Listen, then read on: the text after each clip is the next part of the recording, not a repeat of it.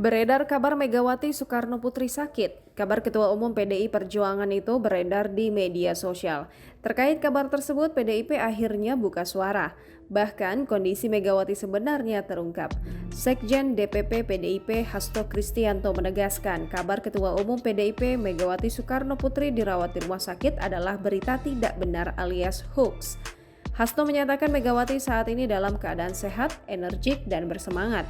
Megawati disebut Hasto masih memberikan arahan terkait program kerakyatan partai pada Rabu 8 September 2021 malam. Hasto mengungkapkan tak kaget dengan berita hoax yang beredar. Ia menyatakan seluruh kader partai selalu siap menghadapi serangan fitnah dan hoax dengan penuh kesabaran, keyakinan, dan tidak akan menggoyahkan karakter berpolitik PDIP. Hasto bahkan mengakui dalam hal memori dan stamina dirinya kalah dengan Megawati. Selain itu, lanjut Hasto, Megawati juga rajin berolahraga dan memiliki tradisi hidup sehat jasmani dan rohani.